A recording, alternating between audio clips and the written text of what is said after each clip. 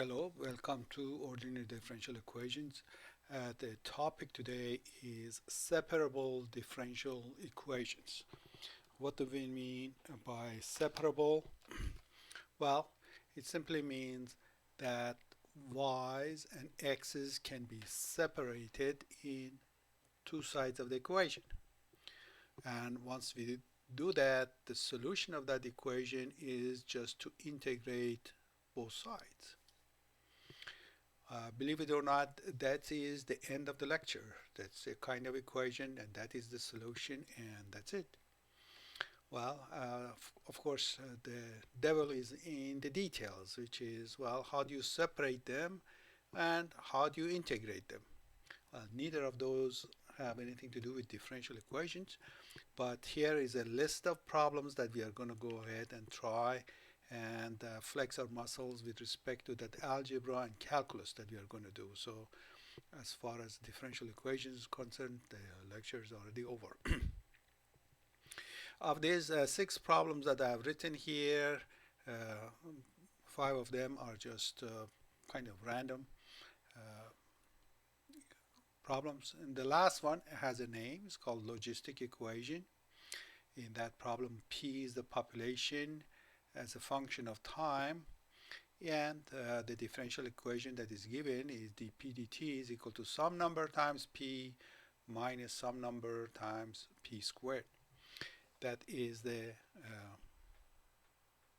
logistic equation.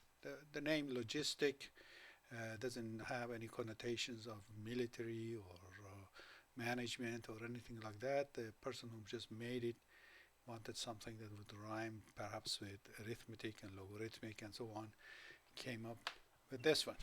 The importance of this equation is that it shows up in many population studies, and perhaps we are going to mention a few things about it. Okay, let's go to kind of a generic question. The very first one, dy dx is equal to cosine of x. Well, that one you remember from calculus 1. This is the derivative of some function, and well, you integrate and then you're done. So that's all there is to it.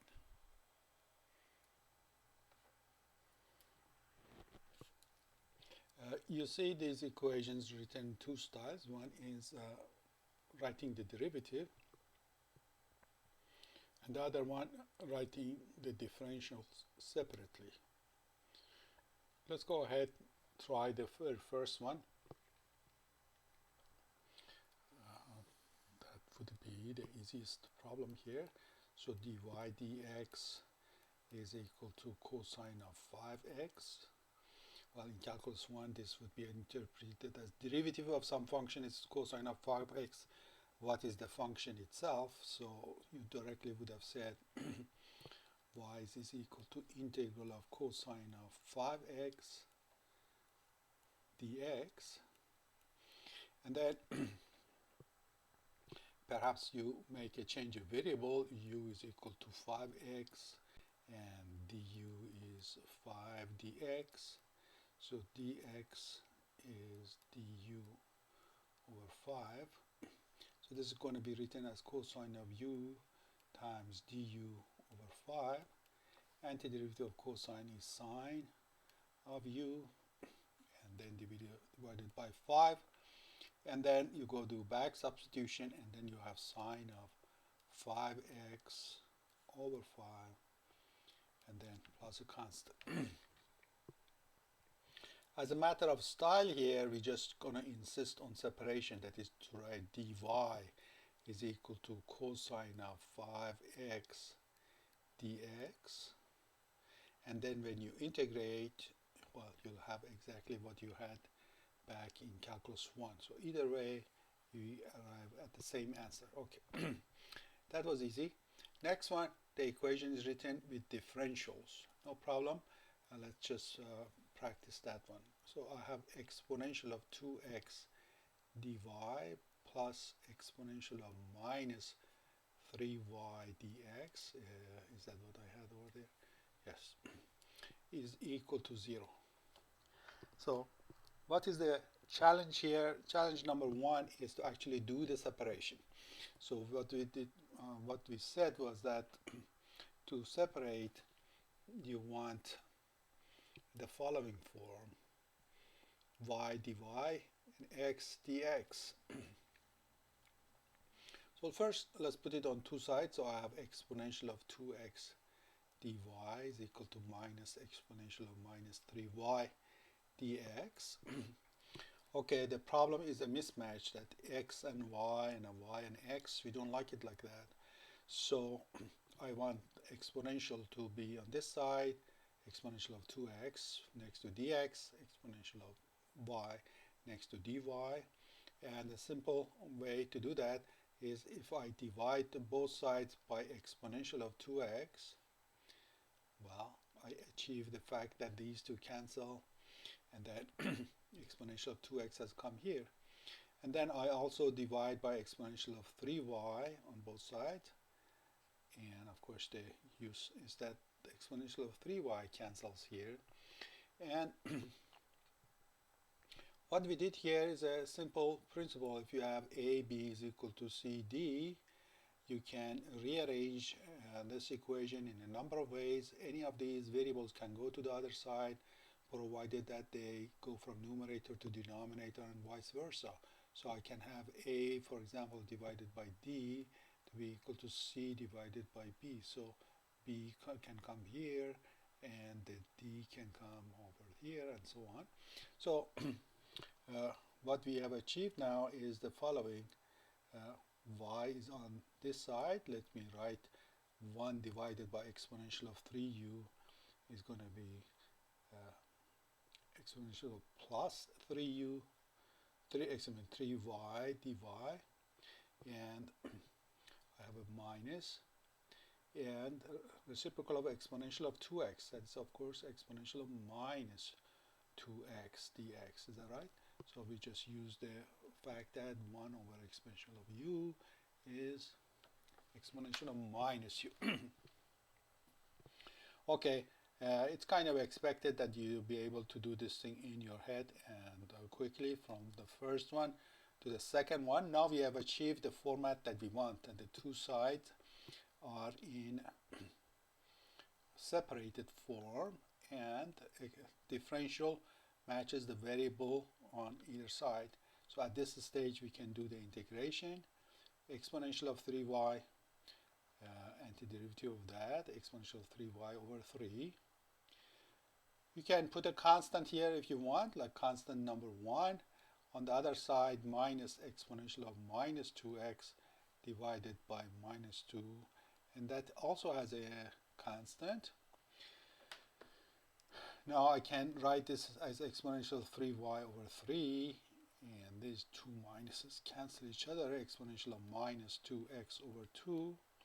And then if I want, I can combine these two constants, c2 minus c1. And, well, c's are some constants, the difference is some constants. It's a tradition to write this equation with just one constant in it. And that's what you're going to be doing in your problem. So some constant c. Now you can try to simplify the denominators. You can try to solve for one of these variables in terms of the other one. For example, if I ask for find y, or when you're looking at your software you see some box like this, in that case it's insisting that you find y. Sometimes that's easy to do, and sometimes complicated, sometimes perhaps not straightforward at all. In this case it's easy. I can multiply by 3, so it becomes exponential of 3y is equal to 3 half of exponential of minus 2x plus 3c. I want to extract y, so I'm going to take a logarithm. In that case, I'll have 3y is equal to the logarithm of 3 half of exponential of minus 2x plus 3c. And then I can write this as y is equal to 1/3 of logarithm of 3/2 exponential of minus 2x plus 3c. So you see a constant of integration here, a constant multiplied by a number, still some other constant. So it's a matter of style or preference. If instead of all of that, if you want to write 1/3 of logarithm of 3/2 exponential of minus 2x plus, say, some constant k. Perhaps sometimes that might make your equation look prettier, but it's not a big deal. So we have two styles of solution. This type, just like calculus, is referred to as implicit solution, where we don't have one of the variables in terms of the other one. If you manage to actually extract one of these variables, that's referred to as explicit solution, and that one is the implicit solution. You can find y in terms of x, x in terms of y. Sometimes one of them is possible, sometimes both of them are possible, and sometimes neither one is. So from problem to problem, you have to see which one is possible and do that. Okay, so that was straightforward. Next problem is just as easy. 2y. So we have here dy dx is equal to 2x over 3y squared plus, was that plus 1? Yes. Okay. You want to pause this thing and get your own solution and come back and compare what you had with what we have right now. So again, the idea is, if it is possible, we separate x and y. That would be our lucky day that we would be able to do this. Most often that's not possible. It's customary in differential equations that whenever we can actually extract a exact solution, we do so and name our method. So here, just as we said, if you have a fraction a, b is equals c over d, you can, this acts like a fraction, that you can take 3y squared plus 1, it's like a d, as if you're multiplying by the differential y, 3y squared plus 1 dy. That's a differential of some function, and same with the other one, 2x dx, that's a differential of some other function. Next step, once you're here, is to integrate. And 3y squared antiderivative is y cubed, and 1 antiderivative is y. You can have a constant here, but wait, this is x squared, this is going to have its own constant, and you can merge the two constants by putting one constant on one side. So here's a solution. Now, what is this function? It's kind of unfamiliar to us. First of all, it's a relationship between x and y. What we have is an implicit relationship. If you want to find y in terms of x, that's going to be quite a challenge because you have to solve a cubic equation, and that's a lecture bigger than what we are doing right now. If you want to find x in terms of y, you get lucky that it's not so complicated. You're just taking square root and then you are done. So as it is, again, this is implicit. If you want y in terms of x, in this case, it's possible, but it's a bit complicated if you know how to solve cubic equation. X in terms of y, well, this one is easily possible in this case, and if your homework problem asks for it, then you do that. Okay, next one, a bit more crowded than what we had before. Let's see, write it piece by piece.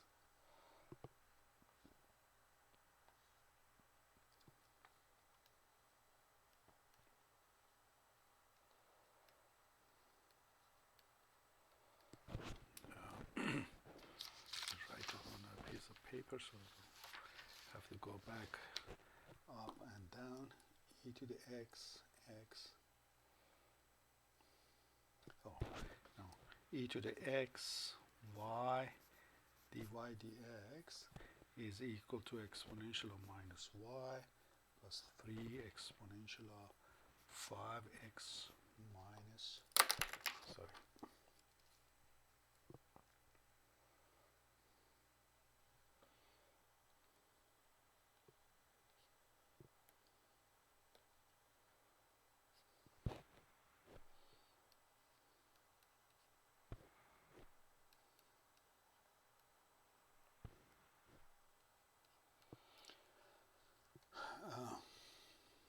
So again, we said the problem here is algebra problem. It's not really differential equation. We have to investigate to see if it's possible to separate x and y. Once we do that, then the problem moves over to calculus 1. Can we integrate the functions that we have? If we do, then we are all done. So again, it's not really a big topic in differential equation itself. Okay, what are our ingredients? So let's color them. So here is my y. Here's the y stuff. Here is some other y stuff. The plan of action is to take all of these things to one side and the x's to the other side. So again, I strongly insist that you pause this video, try your own approach for this thing, and then you come back and see if we are doing the same thing. So here I see that I can factor my exponential of minus y from this side. So I have 1 plus 3 exponential of 5x. Now I can take the exponential of minus y, bring it to the left, so I have y, multiply both sides by exponential of y, so it becomes exponential of y, and then dy, and then multiply both sides by dx, so I'll have 1 plus 3 exponential of 5x, dx comes here, and we have to divide by exponential of x here. So I end up with y exponential of y dy. The right hand side, 1 over exponential of x is exponential of minus x.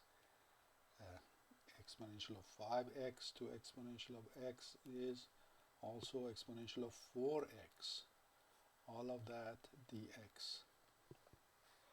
What is left? What is left is to integrate. So algebra was the challenge number 1. Challenge number 2 is integration. On the right hand side, this integration is straightforward.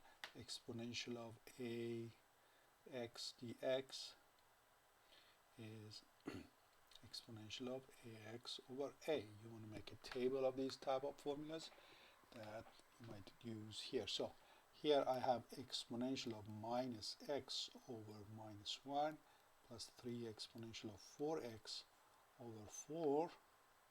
And then we said, well, we put a constant on one side. So for example here. On the left hand side, integral of y exponential of y. Well, that is a bit more challenging. That brings us to the so-called integration by parts. Let's see if you remember that integration. Let me make more room. So the main challenge of this problem is, well, what is that integral? And let's see. Let me see if you remember this thing from calculus. If I have integral of u times dv, that is uv minus v differential of u. Let me just do a quick review of this for you in case you haven't seen it or you don't remember it. Remember, if you had in calculus 1, if you have uv prime, we had something called the product rule. Derivative of first times the second plus the first times the derivative of the second. Okay, now I can rearrange this thing as uv prime is equal to, this is the uv prime, is equal to uv, the whole thing prime, minus u prime v. Written in the language of differentials, this is going to be u dv is equal to d of u times v minus, for good effect, we are going to write this thing as v du. Now if you integrate u dv, and the derivative of this differential is going to be just the function itself minus v du. So what we have here is a version of the product rule that we have at the beginning of calculus 1. It comes up here. Now in this case we have integral of y exponential of y dy. So I'm going to take u to be y, dv is going to be whatever is left, exponential of y dy. For the right hand side, then I need to figure out what is du. Du, differential of u, is going to be dy, and v itself, what's a function whose derivative is exponential of y? Well, that's just exponential of y. So now let's go ahead and write it. Here I have u times v, so it's going to be y exponential of y, minus v is exponential of y, du is just dy. So this simplifies to y exponential of y minus exponential of y. You want to go ahead and verify that in fact the derivative of this is the expression that we have on this side. Okay, so one way or another we take this derivative. If you don't remember or you haven't seen this, the integration by parts, well, don't worry, just have this formula in your table of formulas. Now what we have is that the left hand side is y exponential of y minus y, and the right hand side is whatever we had here. Now this is an implicit solution, and I don't know of any easy way of extracting an explicit solution out of this. So in that case, in all these kind of cases, we just leave this thing alone. That's going to be much bigger fish to catch, to figure out y in terms of x or x in terms of y. That's beyond the scope of the course. Okay, so we went through one of these problems with a bit more algebra steps to it, and also the calculus step to it was a bit more complicated. Let's go and do another one, but this one hopefully a bit more straightforward. So I have 2y plus 3, 5x plus 7, the whole thing squared. That would be problem number 5 here. Now again, let's see if I can convince you to do your own version of this problem, and then come back and cross-check. dy dx, we had 2y plus 3 over 5x plus 7 squared. Okay, so did I manage to convince you to go find your solution? So what do you have to do? Y has to be next to dy, and dx has to be next to x's. How can we do that? It's very simple. In this problem, you just square numerator and square denominator. Just like the previous problem, you essentially do cross multiplication. So it becomes dy over 2y plus 3 squared is equal to dx over 5x plus 7 squared. Is that right? Now we managed to have y's on one side, x's on the other side. Well, in that case, you just start with your integration. All of these are of the following type, say dt over at plus b. A and b are some number, and then squared. What do you do? We do u substitution, at plus b. So du is going to be a dt, or dt is going to be du over a. So it's going to be, instead of dt, I write du over a, the whole thing divided by u squared. So that is equal to 1 over a of du over u squared. Well, what is that? Let's remember another one, u to power of n, and the derivative of that is u to power of n plus 1 over n plus 1 plus a constant. So what is this? Is u to power of minus 2 du.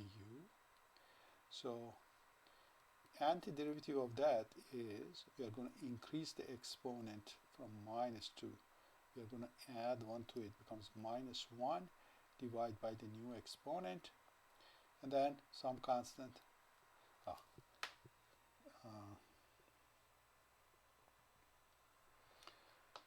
So some constant, to write it nicely, minus 1 over au plus a constant. So antiderivative here is going to be minus 1 over, our a is 2y plus 3, and here is going to be let me finish this thing. Minus 1 over a times at plus b plus a constant.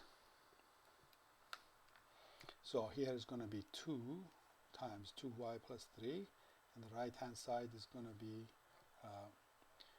5 times 5x plus 7, and we combine the two constants into a single constant on one side of this. Okay, so this is an implicit solution, but it would be easy to figure out the explicit one by taking the common denominator on this side, on one of the sides, and then flipping the fractions on both sides and figuring out, for example, what is y in terms of x, or the other way around. I leave that to you. Let's find, for example, y in terms of x. Okay, let me just give a little bit of a warning here. Common mistake. If you have 1 over a is equal to 1 over b plus c, what would a be? Well, you cannot flip everything on side because of this addition. Instead, you have to first figure out what the right hand side is. Now you can flip both sides and say a is equal to b over 1 plus bc. So when you are cleaning this up to figure out y in terms of x, make sure you don't think that reciprocal of this is equal to reciprocal of that. plus a reciprocal of that, that is incorrect algebra. It's going to mess up your solution. So I'm leaving this to you. Find y in terms of x in this problem. Just again, plain algebra. Okay, we solved lots of kind of practice problems that didn't have any particular significance to themselves other than being just practice problems. What we are dealing for the last item here, well, that one has significance. It shows up in history of mathematics and history of biology or population studies. It's a logistic equation applied to certain populations. Let's see what is the story here.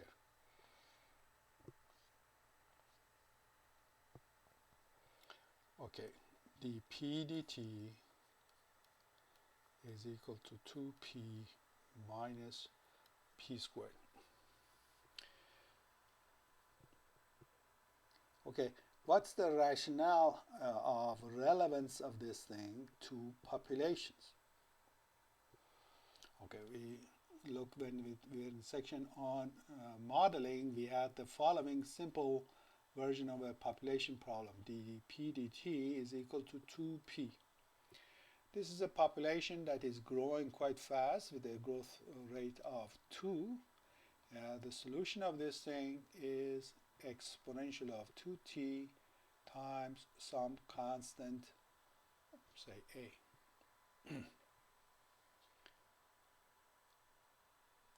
We set simplest population model tells us that the rate of change is proportional to the population itself, and this is your growth rate.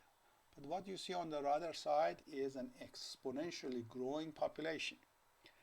Perhaps certain species, when there's a lot of food available for a certain period of time, might grow like this, but that is a very fast growing function, and such populations are going to meet their disaster at some time. Say a colony of rats or something, eventually they're going to run out of food, and when the food is not available, the population rate is going to decrease. So the idea is people who made this logistic equation are saying that this factor of 2, the growth rate, is going to be affected by the population. How does the population affect? Perhaps when population goes up, that growth rate goes down.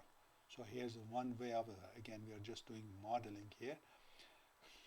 A way of population negatively affecting the rate is to say the rate is going to be reduced by some factor of the population.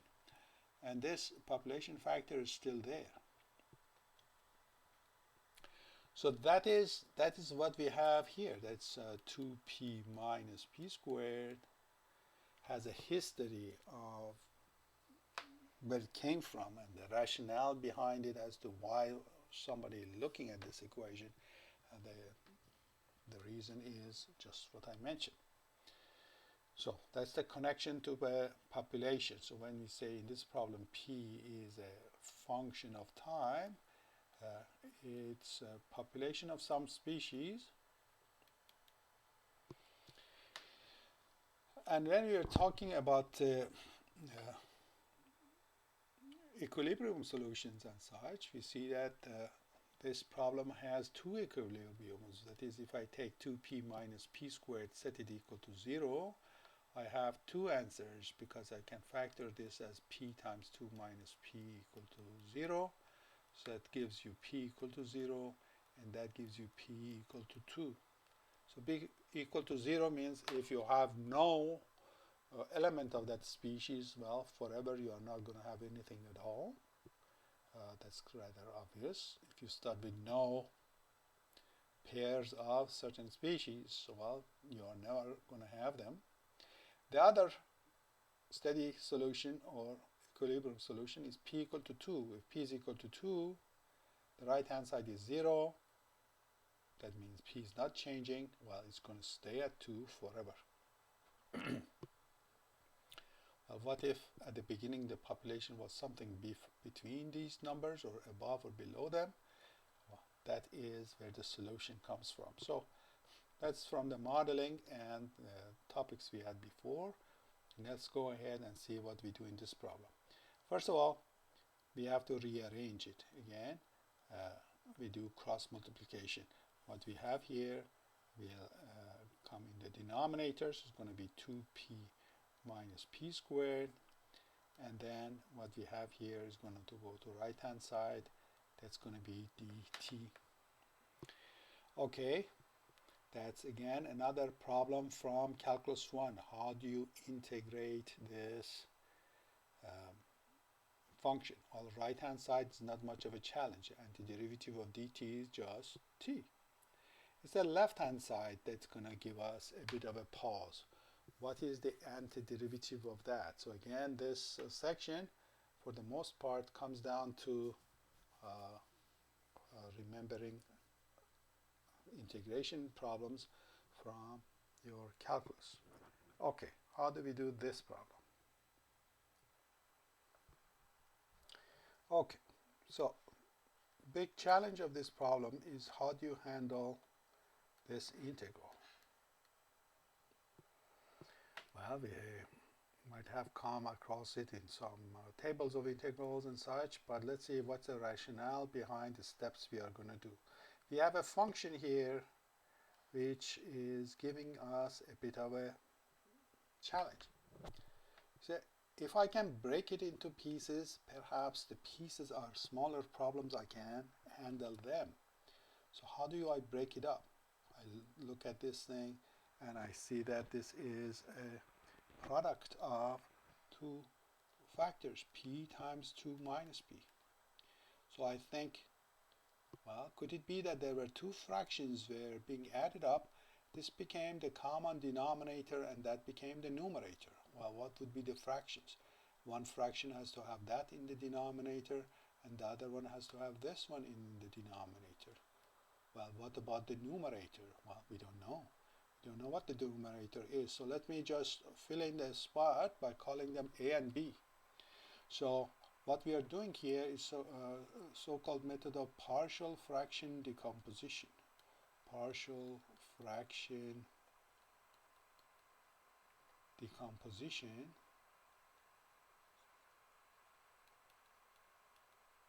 So that's going to be something that's going to be with us throughout the semester. PFD, partial fraction decomposition. Decomposition is our friend. We are going to see that over and over again.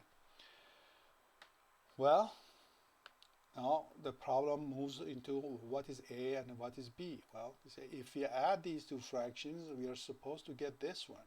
So that is a clue to tell us how to figure out A and B. So what do? We go put these two fractions together. So okay, if you were adding them, what would you do? You take the common denominator and say A times 2 minus P, and then B times P. And then what? Well, this denominator is same as this denominator. Now this numerator has to be same as that numerator if they want to be equal. So 1 has to be equal to A times 2 minus P plus B times P. This is a peculiar kind of equation. How are we going to figure out two things out of a single equation? Well, this equation is a little bit stronger than just a plain old equation. What we are saying is that for all p, we want this to be true. And sometimes to emphasize that, they use a notation of this triple equal sign. But either way, with 2 or with 3, how do we proceed? We want for every p the two sides to be equal. So I'm going to go ahead, collect everything here, 2a, and then collect all the p's, p times b minus a. Well, I have a p here. I don't have any p's on the other side. How can this happen? It can happen only if this coefficient is 0. b minus a has to be 0. And then what? Then the 2a has to make up for 1. So I can figure out that a is equal to a half, And then from this equation, I figure out that the b is also equal to 1/2. So the fact that this equation is supposed to be true for all p's gives me clues to figure out a and b. What have we discovered? What have we discovered is that if I take this fraction, want to break it into two fractions, I get the following, that 1 over 2p minus p squared is equal to 1/2 over p and plus 1/2 over 2 minus p. I managed to take this thing and break it into smaller fractions. But what's so attractive about that? Well, attractive about that is that we know how to integrate these two easily, and that tells me how to integrate this one. That's a story that applies to any problem with polynomials in numerator and denominator. In principle, you can do such a thing. So I can have the following. This is same as 1/2 over p plus 1/2 over 2 minus p, and then integrate with dp. Well, I break this up into two pieces. First integral is 1/2 of integral of dp over p, and second one, same thing. I can take 1/2 is a multiple. I can take it outside. Okay, well, I'm sure that you know how to integrate these.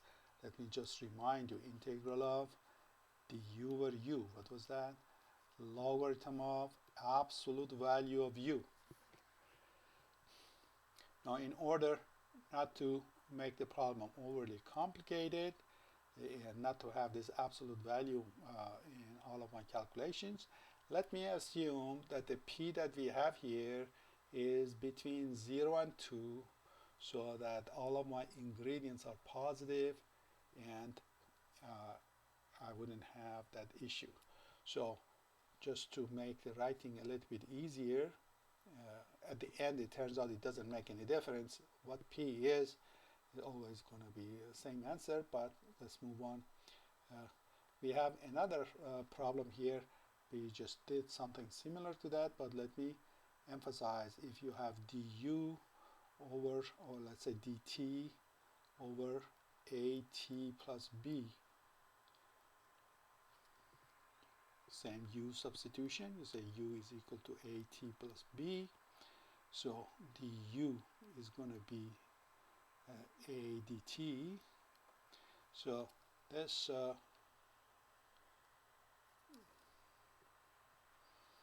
is going to be du over dt is going to be du over a, and then times this one, which is u. So it's going to be 1 over a of logarithm of u, which is at plus b.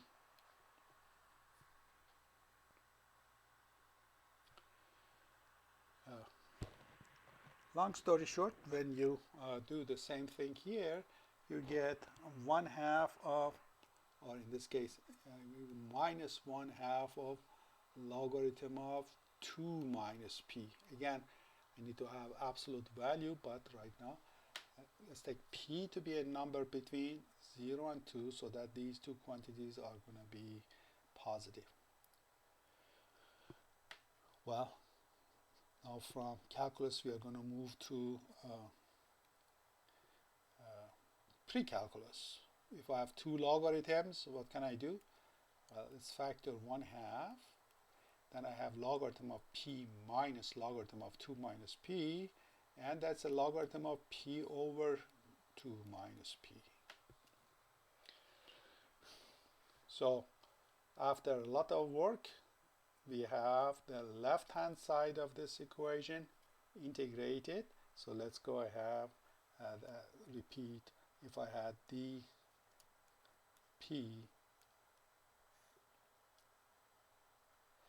over 2p minus p squared is equal to dt, that's a problem we had at the beginning. Left-hand side became 1/2 of logarithm of p over 2 minus p. Right half antiderivative of that is straightforward, is some t and a constant. Okay, that is the solution. Now if you want p itself, problem typically asks for the population as opposed to asking for what time it is. In terms of population, they typically want to have population in terms of time. So I multiply, I get logarithm of p, where 2 minus p is equal to 2t plus 2k. I have a logarithm here. It's a bit of a nuisance. How do I get rid of it? I exponentiate both sides. So exponentiate both sides. The left hand side I'll have the ingredient of the logarithm. The right hand side I will have exponential of 2t plus 2k. Another fact from pre-calculus: if I have exponential of two things added to each other, I can break it into two pieces, but here is added, here is multiplied. Then I can say if k is a constant, then the exponential of 2k is a constant. To reduce the number of floating pieces here, I call that c. Okay, something you do to a constant, you still get some other constant, and this is a standard thing in differential equation to make your final answer look cleaner, perhaps. Might look cryptic at the beginning, but okay, c times exponential of 2t. Now we are almost there. We have p over 2 minus p is equal to some constant times exponential of 2t. Now we cross multiply, it becomes p is equal to 2 minus p times exponential of 2t. Where are we headed? We want to find p in terms of t. I forgot a constant here, some constant c. Let's open the right hand side, becomes 2c exponential of 2t minus pc exponential of 2t. Let's put the p's next to each other.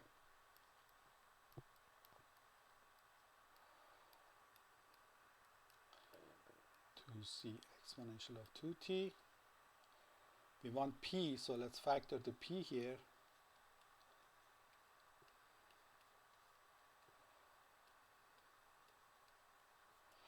And then finally, here is our answer.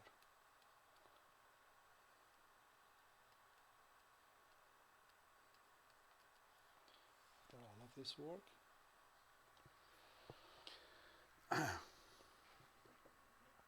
There's a second style of writing this answer, which is by dividing with the exponential and writing it with the negative exponential in the denominator. So you noticed, let's go back, see what happened. So differential equations where x and y can be taken to separate sides with their differentials are called separable differential equations. And the solution is obtained by simply integrating both sides. Now, two challenges. How do you actually separate? That would be items from pre-calculus. Then, how do you actually integrate? Well, that's going to be challenge from calculus. So this is strongly rooted in your comfort level with pre-calculus and calculus. We practiced integration by parts. We practiced, so things that you want to practice here. You notice that one challenge we faced here was this one. How do you integrate that? And we said the method is called integration by parts. So if you want to go online and read about it, integration by parts is one standard tool. Substitution, of course, is we saw that all over the place. That's another topic that you need to be very comfortable with. And then here we had the issue of partial fraction decomposition. That's another style for finding antiderivatives. In the last problem, you noticed that we did quite a bit of algebra to rearrange our final solution. So I hope you can follow and do problems like this. You might see some of them in your homework problems. Okay, so again, let's not lose the big picture. The big picture is if you can separate the x and y to two sides of equation, you essentially got it made. You have a solution of differential equation. Now, how do we figure that out? Well, it all depends on the integration challenge and the algebra challenge, and more often than not, you can actually meet these challenges. Okay, until next time, good luck and God bless.